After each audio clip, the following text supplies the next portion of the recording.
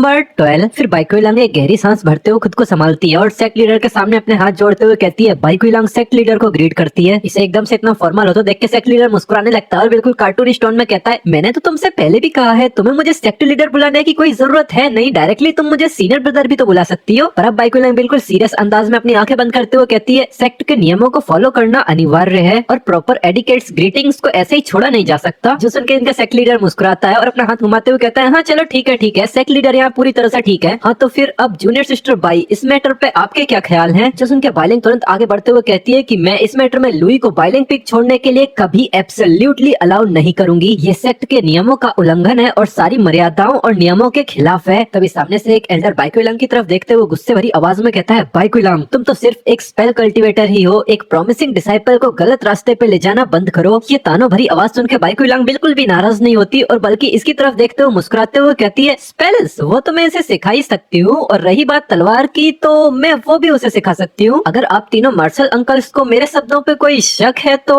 फिर बाइक्विलांग शांति से अपनी तलवार निकालती है और सेक्ट लीडर की तरफ आगे बढ़ते हुए कहती है, मैं सेक्ट लीडर से तीनों मार्शल अंकल के साथ डूल करने की परमिशन मांगना चाहती हूँ। अगर इस डूल के अंदर मैं जीतती हूँ तो लुई बाइलिंग पीक का ही डिसाइपल रहेगा। ये लाइन सुनकर तो सुप्रीम एल्डर पूरा घमंड के साथ बाइलिंग की तरफ देखता है और कहता है, बहुत अच्छे, ठीक है तो अब ये मार्शल अंकल तुम्हें बुली नहीं करेगा। मैं भी अपनी कल्टीवेशन को सील करके सेम तुम्हारे ही लेवल पे वर्ल्ड रिलम पे आके तुम्हारी ब्लेड का सामना करूंगा। पर अगर तुम हार जाती हो तो तुम्हें लुई को अपनी खुद की चॉइस करने का मौका देना होगा। ये सुन के कोई बाइलोंग भी ज्यादा टाइम वेस्ट नहीं करती और पूरे उत्साह के साथ उछलती है। उसके सारे एसेट्स सबके सामने शो डाउन करने को तैयार। वो पूरे कॉन्फिडेंस के साथ यहाँ से उड़ते हुए बाहर निकलती है और चिल्लाती जाती है कि मैं हारने वाली नहीं हूँ। अगर तुम्हें लुई चाहिए तो आसमान में आके मेरा सामना करो। जो सुन के वो सुप्रीम एल्डर भी शुद्ध हिंदी में बकवास करते हुए यहाँ से बाहर निकलता है और चिल्लाता है, ठीक है, एक योग्य उत्तराधिकारी के लिए ये बूढ़ा आदमी भी नौजवानों को धमकाने की बदनामी से नहीं डरता। अब इन दोनों को ऐसे ही सीधा फाइट करने के लिए उतरता देख के पीछे से सेक्ट लीडर थोड़ा हिचकिचाने लग जाता है। वो भी इनकी तरफ नौटंकी करते हुए कहता है, मार्शल अंकल लोन स्वॉर्ड, आप किसी भी कीमत पे जूनियर सिस्टर बाई को चोट नहीं पहुंचा सकते। तो अब हमारा सीन चेंज होता है और बाइक्विलांग और एल्डर दोनों ही फाइट के लिए तैयार हो जाते हैं। अगले पल बाइक्विलांग एक जोरदार खतरनाक चमचमाती हुई जायंट स्वॉर्ड अपने पीछे समन कर लेती है। इस तलवार का मोमेंटम इतना ज्यादा था कि पूरा पहाड़ को ही कवर कर लेता है। चुलिंग जिसका फाइटिंग मैच अब भी जारी है, बाइक्विलांग की तलवार की चमक उन तक भी पहुंच जाती है। सभी लोग हैरानी के मारे उस तलवार की तरफ ही देखते रह जाते हैं। पर यहाँ किसी को भी समझ में नहीं आता कि ये तलवार है किसकी सिवाय चुलिंग के। वो थोड़ी हैरानी से कहती है, क्या ये तो टाई स्वॉर्ड है, क्या मास्टर भी अपनी मूव कर रही है? फिर हमारा सीन चेंज होकर फाइट में आता है इसी जायंट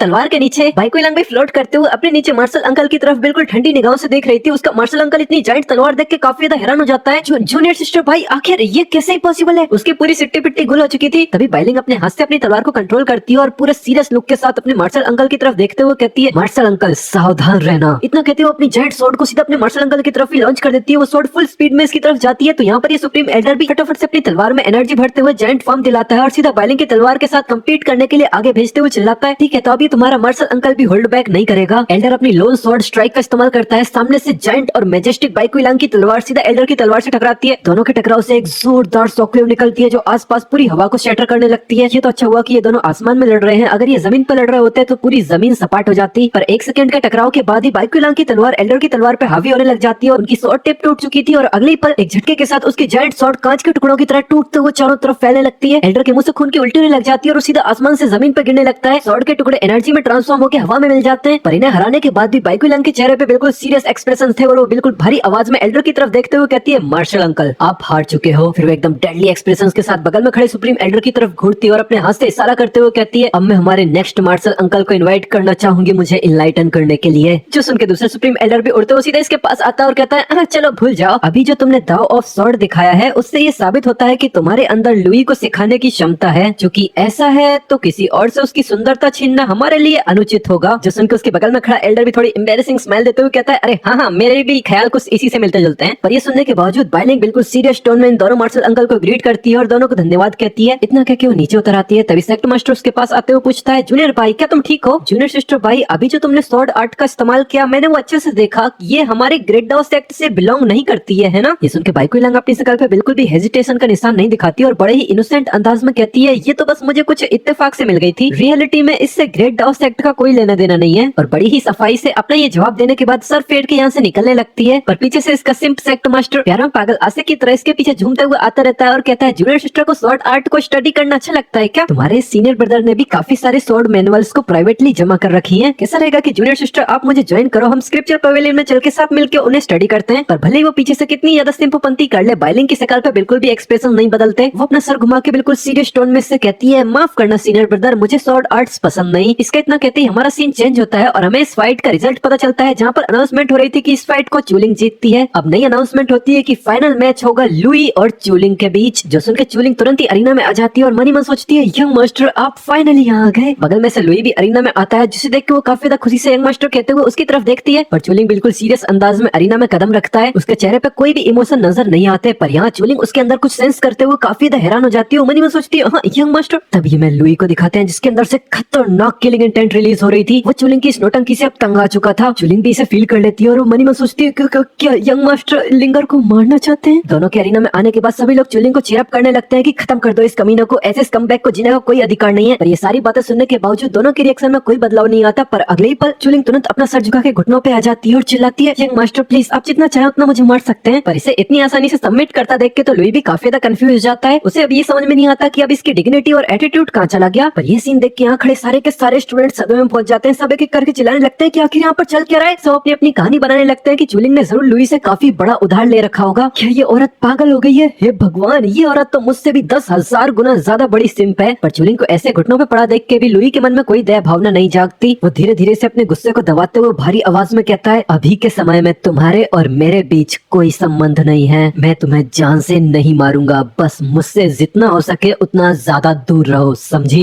पर ये सुन के तो चूलिंग फुट फुट के रोने लग जाती है और अपने घुटनों के बल ही एमसी की तरफ आगे बढ़ते हुए कहती है, नहीं बिल्कुल नहीं, अगर आप चाहें तो मुझे मार सकते हैं, पर मैं यंग मास्टर की साइड से कभी नहीं जाऊंगी। जो सुन के लुई गुस्से में अपना हाथ घुमाता है और एक जोरदार थपड़ा सीधा चूलिंग के गाल पे रख देता है। सपाट करते हुए आवाज पूरी अरीना में गूंज जाती है। सभी लोग ये देख के हैरान हो जाते हैं, पर चूलिंग के मुंह से उफ भी नहीं निकलती। जो सुन के एमसी गुस्से में कहता है, डकिंग साइको, दफा हो जाए यहाँ से। ये चैप्टर मैंने थोड़ा जल्दबाजी में बना दिया। अगर तुम लोगों को पसंद ना आया हो तो उसके लिए माफ करना, पर ज्यादा से ज्यादा लाइक कर देना और जितना ज्यादा वीडियो को हाइप कर देना। ये चैप्टर यहीं पर ही खत्म हो जाता है। अगला चैप्टर अब आएगा वेडनेसडे को, तब तक के लिए इंतजार करो। अब मिलते हैं तुमसे इसके नेक्स्ट एपिसोड में, तब तक के लिए बाय बाय।